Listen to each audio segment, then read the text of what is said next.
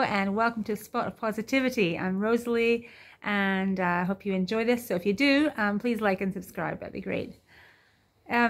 Today I'm going to just talk about some cool things that I did this week for meal ideas. And I know it would be better if I showed them all to you as I was doing them, and I didn't because everything was happening right now there and people were being noisy and all that kind of thing.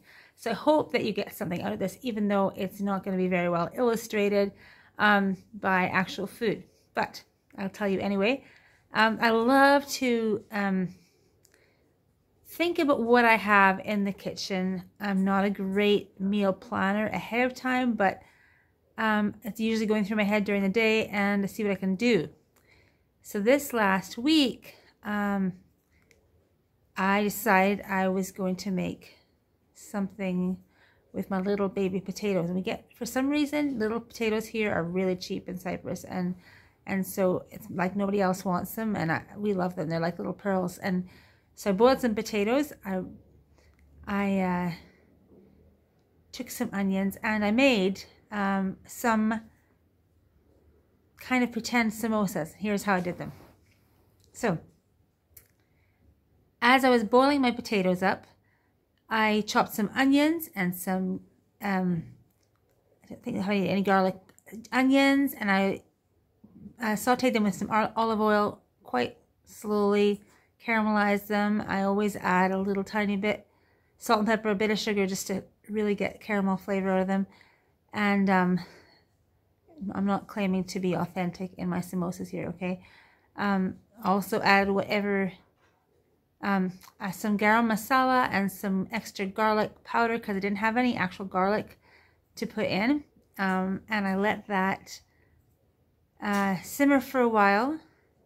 Then when the potatoes were done, I just stuck them in, added some frozen peas, and I kind of crushed the potatoes a little bit to mush it together a bit. And that's basically all. I usually put a tiny wee bit of lemon juice just to give it a bit of tang, zip, cumin, and that's probably about all. And I always go to taste and see if I like the taste of it. I mean, there's a lot of other things you could add, but I made a really nice kind of flavorsome mixture. I think I also put some frozen spinach in there as well, just for some extra, what's the word I'm looking for? Nutritional value, fortitude, all that, because we want to be strong like our dear Popeye. So this is where the cool part came in, because that's not that rocket science what I just did. But I had little tortillas, and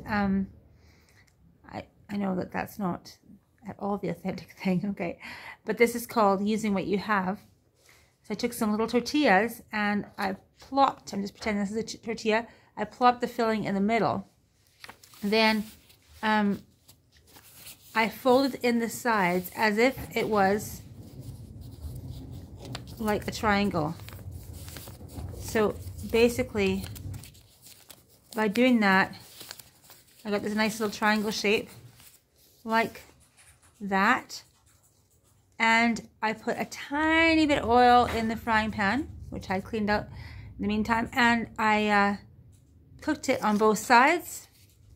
And I had a lovely little samosa-ish thing. Served it with some chutney, which made it really good and really easy and really tasty, and everyone loved it. So that was food number one. You see, you can actually, even if you want to be really fancy, you can take those edges and make them go like, kind of fold in on each other like that, so that it's not going to come apart easily.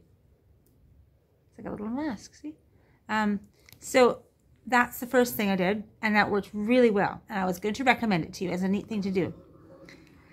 Second thing I did, this year I have been super happy with cauliflower and roasting cauliflower. I used to dislike cauliflower immensely. Like, I really didn't like it.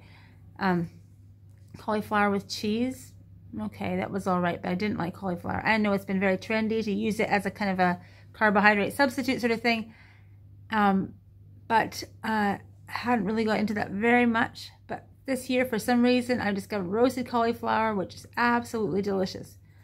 Now, in my little heart, my little brain, this is what was going through my head. I thought I'd like to make some roasted cauliflower into a kind of a pie galette thing. I make a butternut squash galette, which has got a very nice pastry. I haven't looked up the actual definition of galette, but I understand it's like a flat pie that you fold the edges up over the filling and bake it like that. So that was my plan. I was going to make this galette thing. Well, in my recipe book, as it happened, was my pizza dough recipe was just across the other side of the page from the galette pastry recipe. And so I decided to go do something completely weird and make a pizza out of this roasted cauliflower. It was already really gorgeous, and I put herbs and things in it, made it beautiful. And I made a very, very nice kind of, just excuse the noise. There's a little bit of noise in the background, all you listeners, because my son is talking to my husband during my recording time. So the next thing I did was I made a sauce, a really sharp cheddar cheese sauce.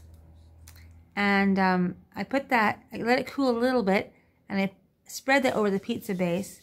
And of course, my cauliflower, it really cools really fast because of, I guess, the water content. And there were small pieces. And I put that on the top of my cheese sauce, and a little tiny hint, a bit of shredded cheese on top of that. It was absolutely delicious. So there we go. Two very interesting new recipes. It was, I don't know what you want to call that second one. The first one was tortilla samosas, or samosa-ish. Samosa-ish. The second one, cauliflower pizza. I don't know. The third thing I tried this week, and it was just today, was a bit more trendy, classic kind of thing, which was a jackfruit pulled pork. And my friend was telling me about it because she tries to eat mostly vegan, or mostly vegetarian at least, although she does enjoy the odd cheese, the odd bit of milk chocolate or whatever. But this was a nice kind of vegan idea, to use jackfruit as a pulled pork substitute. So basically what I did was I fried up some onion and garlic in a pan, and I took the jackfruit out of the can. It comes in a can. I don't know. I've never seen it fresh here, but you can buy it in a can. And I shredded the little bits, and the bits that didn't shred, I chopped them up small. I put it in with my onion and garlic. Added a good dollop of barbecue sauce, and it was quite nice. It's very interesting texture. I had never tried it yet before, so for me this was a new experiment. I made a coleslaw, which was not vegan because it had both yogurt and mayonnaise in it, and it was a nice coleslaw. I had some coriander, cilantro, and I always have a little bit of kind of my own quickly pickled onion with a bit of sugar and lemon juice in it, and that tastes really good, has a lovely crunch. So I just so happened to have these really fluffy white buns, like long, kind of almost like a submarine kind of bun, in my freezer, which I quickly toasted up in the oven. I also took some sweet potatoes and toasted. I boiled them, tossed them in olive oil, stuck them in the oven to just give them a quick crusty roast on. And so they got ready in the meantime. So basically I served a lovely, fresh, lovely toasted bun with coleslaw and full pulled pork.